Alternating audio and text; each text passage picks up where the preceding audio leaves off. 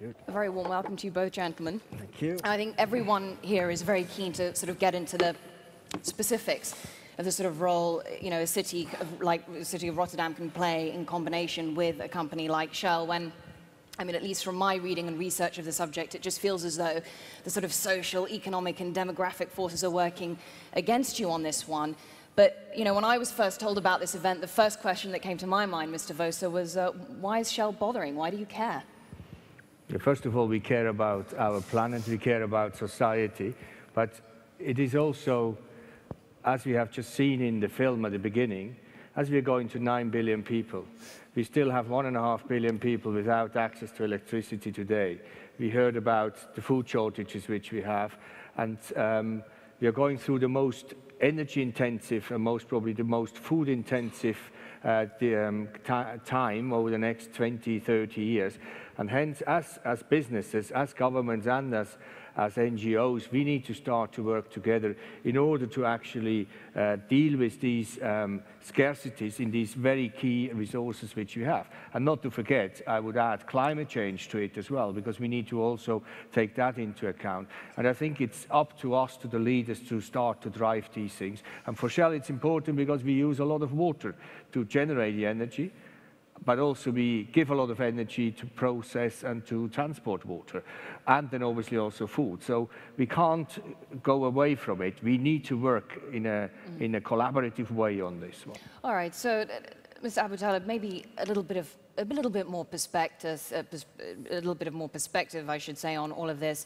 What is the significance of the food, energy, water nexus to a city like Rotterdam? Water is our life. We face a lot of interesting things when we're talking about water. Water is our port. Water is posing a danger to the city when it comes to rising sea level water, rainwater. But also, we need water for the industry. Water is everything.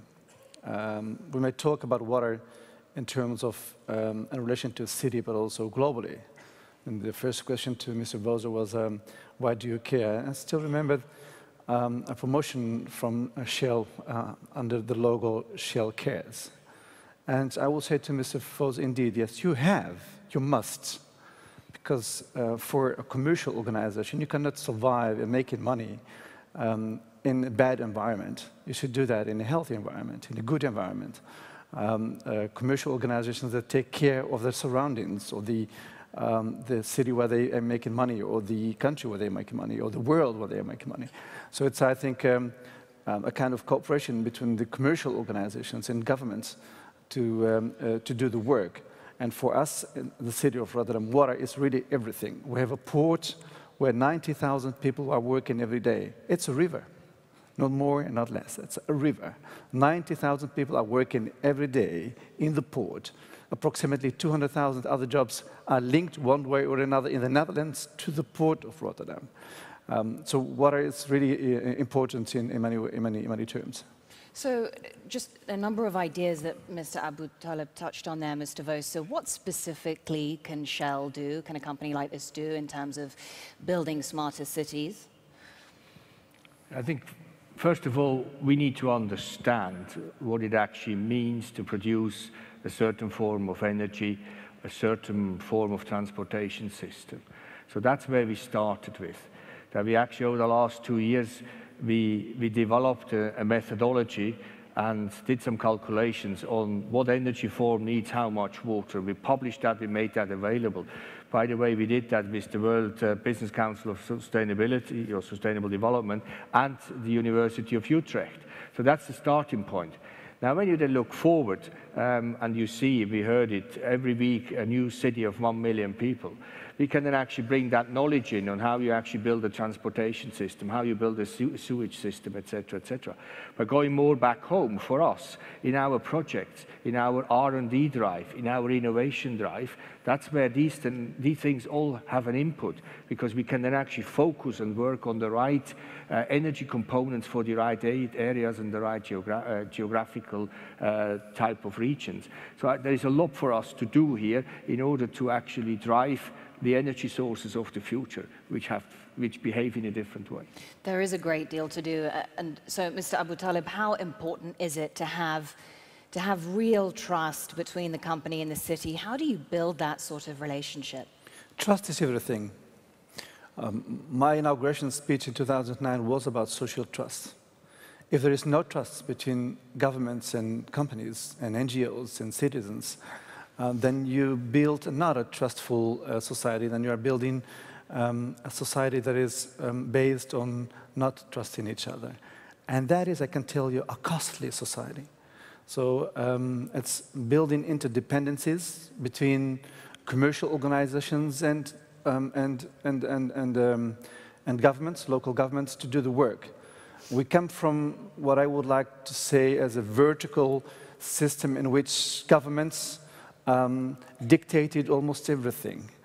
And people expected that governments will do everything because they are the highest authority when it comes to legislation.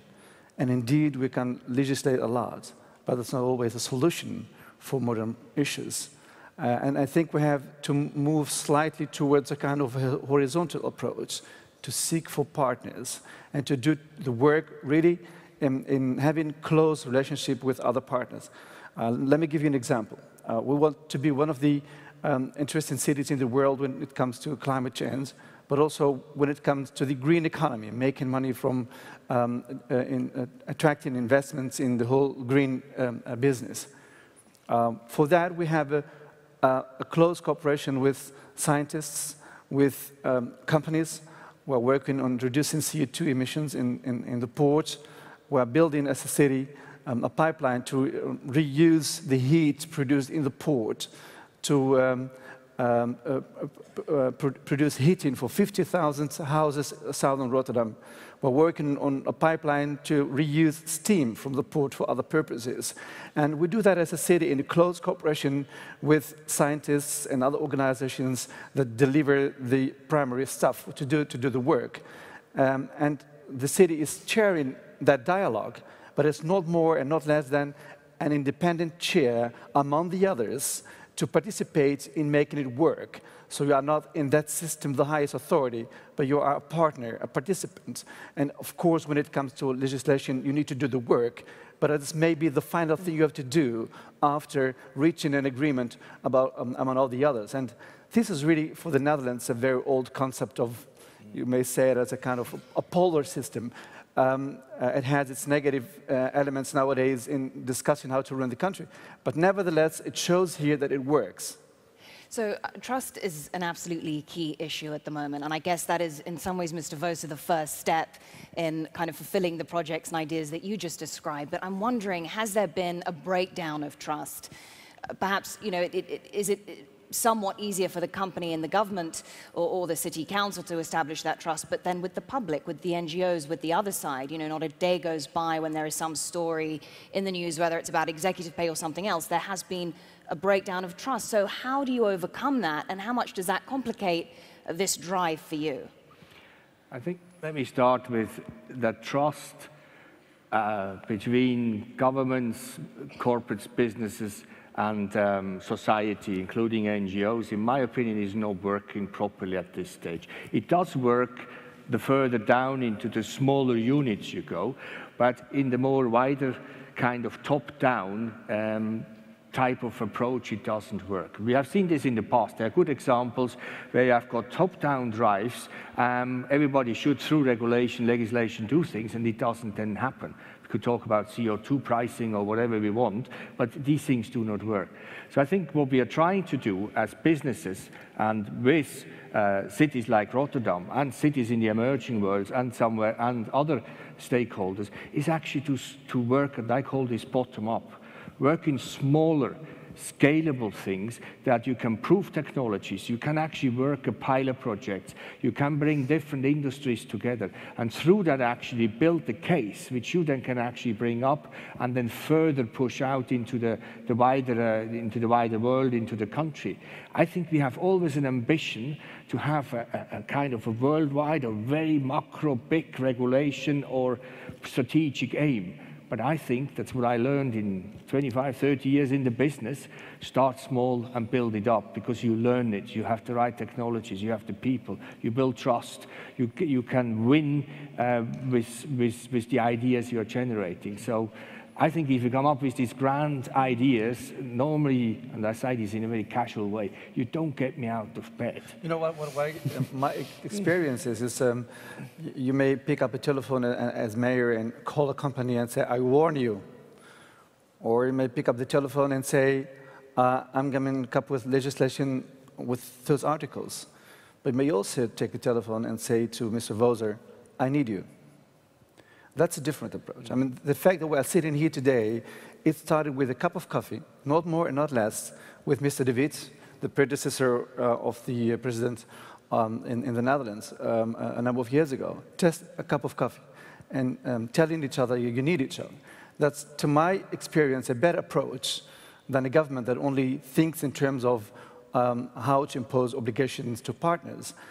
In final stage, if necessary, there is always legislation, but that's not the very beginning of making things work. All right, so it is possible to cultivate a kind of constructive partnership then between a city council, a mayor and a CEO, but then I'm wondering about the people, because it seems to me that ultimately we're talking about changes to the way people do things, the way they live, their habits, their lifestyles. Mr. Aboutaleb, let me put the point first to you then. How difficult is it to do that in a meaningful way? It's really different. I mean, sustainability, when we talk about that in Dutch, the word is duurzaamheid. And a lot of people tend to put a focus on the first 4 letters of duurzaamheid, which is duur, expensive. And I think that is really the wrong approach, because sustainability is not only about the high ideals of saving Mother Earth, it's really day-to-day practice. And it's not difficult also to explain to our people that you can generate a complete new segment of the economy. It's about jobs and also it's about making money. I spoke 3 years ago to the chief executive of the biggest employee in the world, General Electric. He said to me, if the city of Rotterdam misses the chances within 5-7 years, you will miss the boat of making the new economy. And that's truth, and I believe in it. And I think it's really important to tell this story. And I said yesterday in my opening remarks, we may make this theme a very sexy theme to explain to our people. And I know it's rough, it's not easy to explain. And maybe sometimes we have to act and not talk that much about it. I mean, gaining enough of social support for a very abstract theme, it's not an easy thing to do.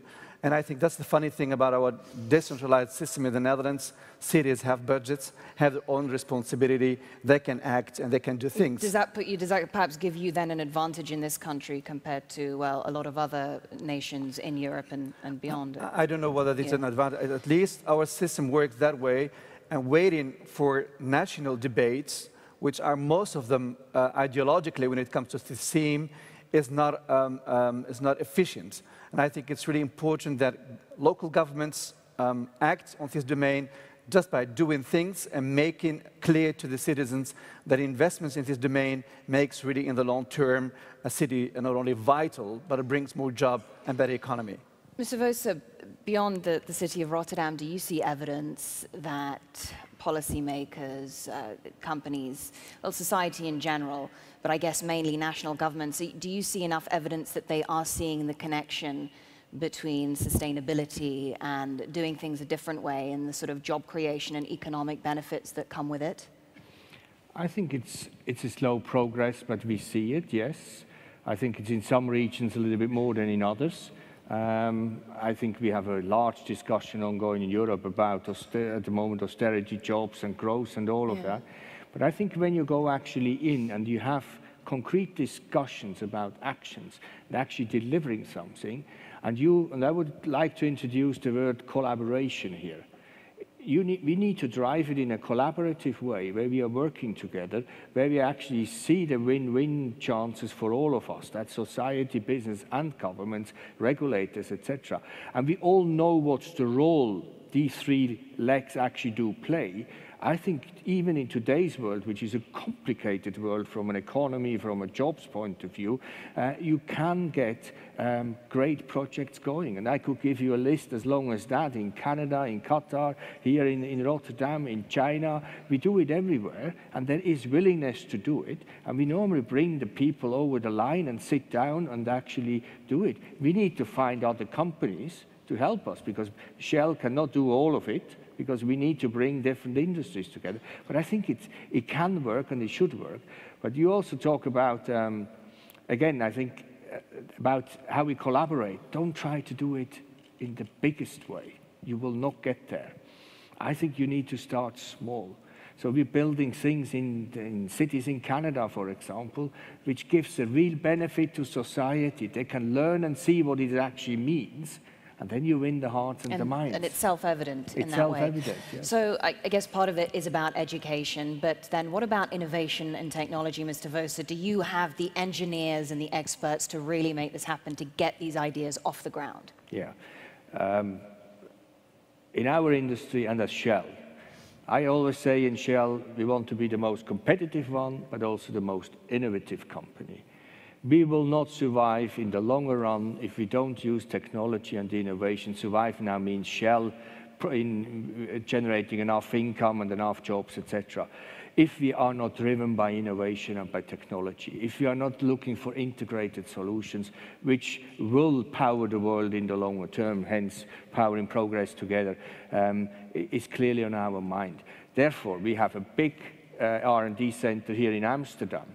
We just built, and if you go out and see our models of our GTL plant, we just built a $19 billion gas-to-liquids plant where the technology was developed here in Amsterdam over the last 30 years. So we have the stamina, we have the long-term vision, but it needs the innovation. Do we have enough? No, I would love to have more scientists, more people going into the technology professions again. I think it's getting better, by the way, but that's a challenge. We need them. So we are going out into India, into China to find those people now. But that's our tomorrow. If we don't invest in that, I'm afraid then Shell will not be Shell like we have been in the last 100 years. So. And I'm interested in part of this technology. And so the future discussions will be, Mr. Voser, can you make part of his knowledge accessible for cities? And that's the kind of help we can use. And I think this is really interesting. I mean, we're looking nowadays how to reduce CO2 emissions, but also how to collect and transport and store CO2 emissions. It's not, I think, an easy task for governments to do the work. But we can use technologies that are developed by commercial parties and ask them to participate in that process to do that. And that is a portion of the benefit of such a company that can give them back to society. And that's indeed the link that I'm looking for, indeed, to provide the city to Shell to make money, but to ask for a portion of the knowledge to be reinvested in the same society, to give it back to society. It can be done in the Netherlands. But elsewhere, maybe when they are drilling for water in another surroundings to look for oil, maybe they can use the same water systems for the villages surrounding I never forget when I visit Curaçao that I talk with people over there. They still point the Shell village. And nobody forget that in Curaçao. It's built by Shell. It's a kind of a remain that it's still there, and everybody is still happy that Shell ever was there and built those houses for the workers. So it's about the way societies can benefit from knowledge that is generated in commercial companies that have the R&D systems to do that. So yes, it's about sharing knowledge, isn't it, Mr. Voser? But as you point out, the long-term vision needs the innovation. And so I'm just wondering what more companies like Shell can do in terms of lobbying national governments or drawing their attention to this shortage of engineers. Because of course, you're not going to be able to build these cities if you don't have the skills in the workforce to do it. I think we should be very clear what we expect from the triangle. So what should governments actually do? Yes, they should be very long-term thinking on promoting innovation. They should look at education. Yes, they need to regulate It's quite clear. Use their experience to do that. So I think let's make sure from our side what we expect. So when I talk to the Prime Minister here in Holland or the Vice Premier, Mr. Verhagen and Mr. Rutte, then we talk about innovation and we have programs in place. I do the same in China, I do the same everywhere. When I talk to the NGOs, I do the same. What do I expect from an NGO? It doesn't help us if an NGO has a very focused, only one issue view, because we need to have a much wider view, because we may not solve that immediately, but if they take a wider view, then we can actually work across boundaries, across geographies, across countries, across stakeholders. And if we don't get that going, by actually being very clear what we expect from all of them, they expect from us to be sustainable, invest, and not all of them may think we need to make money, but I need to make money as well, because I get elected every quarter when I have my quarterly results, but that's fine, I can live with that. So we need to bring this together, be clear what we expect from each other, and then actually drive it. And I think there is a political will there, this is a society will and a business will there. It is in a very populistic world as we are in at the moment, not always easy, but we should not actually start to stop to do these things. We should now, in these times, we should drive it even more. Well, you've said, what Shell has said, that 30% of the world's energy mix could come from renewables by 2050, but it's not going to happen if we don't see sustained investment. So where is that money going to come from? You pointed out that you get elected every so often as well. I mean, so are shareholders sort of comfortable with their companies footing the bill? I think shareholders are comfortable in investing in innovation and developing those businesses. Let me be clear, they take many of them take a longer-term view. But there is interest from them. Yeah, there is interest, and I think it's every day. I think sustainability, innovative investments are coming together with mainstream investors now. So I think this is the new form of having the discussions. And they know that a Shell company, at the moment we invest in something, it takes us at least 8 years until that molecule comes into production. Or innovation, as I said, it took us 30 years to get to the gas-to-liquids plant. We are prepared to do that, but I would ask the governments to give us frameworks and policies which will not pick the winners and the losers, because we don't know that today. You need to give technology and innovation the freedom to drive their approaches and find the right solutions.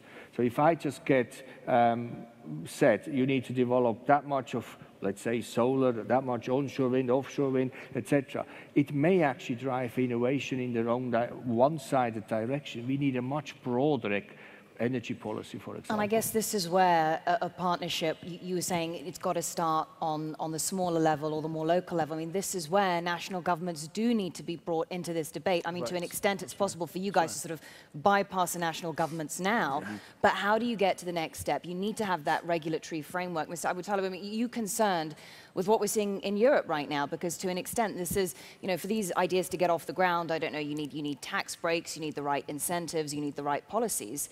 And it doesn't even seem to be on their agenda. Well, it's nowadays on the agenda. I think Mr. Verhagen did wonderful work to put the whole thing on the agenda, but nevertheless, I'm worried. And indeed, we are looking for a new equilibrium, a new balance. We should move towards a new energy mix. There's no doubt about that.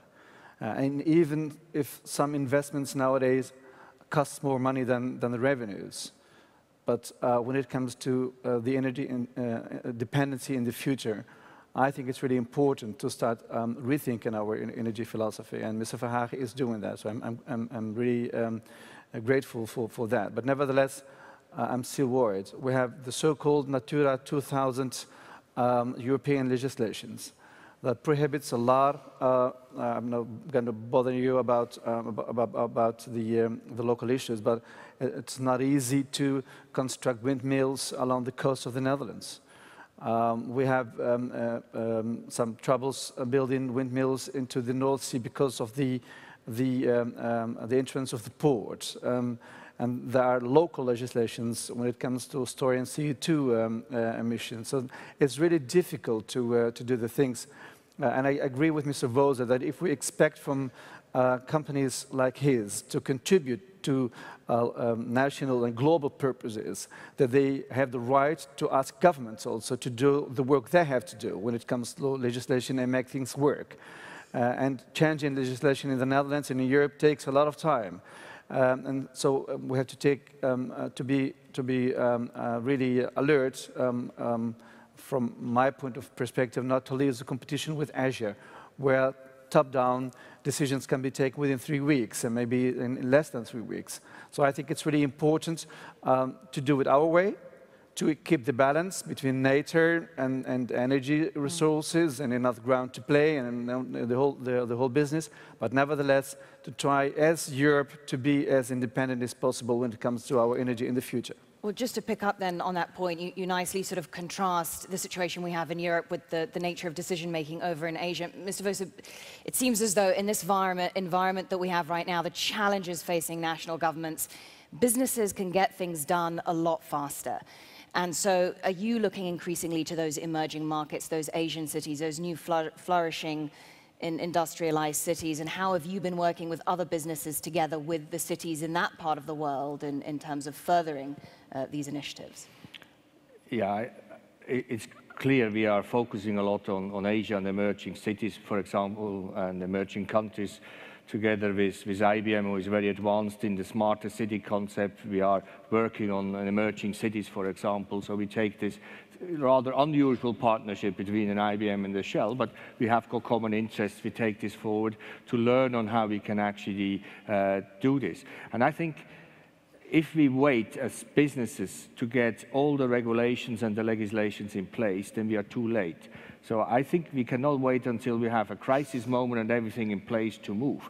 So I think I would ask I have asked some 8 to 10 of my global CEO colleagues to join us actually together to work on the Nexus, the water, food and energy. We call it actually test the resilience of what we do against these three, in the way we manage these three resources. And I think we can set the examples. We can actually move. And we try to be very balanced between emerging countries, but also European countries, and actually drive these type of small investments. And they're not always to my benefit, because in some areas I have nothing to do with it.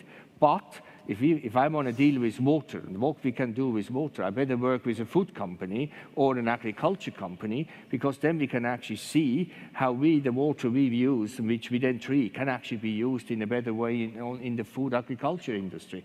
So I think these projects we are now driving, and in this group, and I'm sure this will come up later on because you have some of the participants in the panels as well, we're making great progress. And again, I think if we wait until the regulation and the legislation is there, I'm afraid it's too late. And I don't think we need a crisis to start progress. We should actually do it now, because I think we know what's going to come at us over the next 30, 40 years.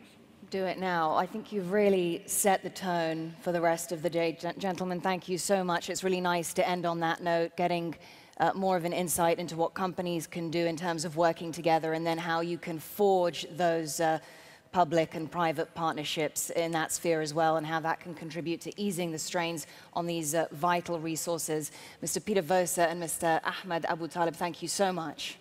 Thank you. Good. Thank you.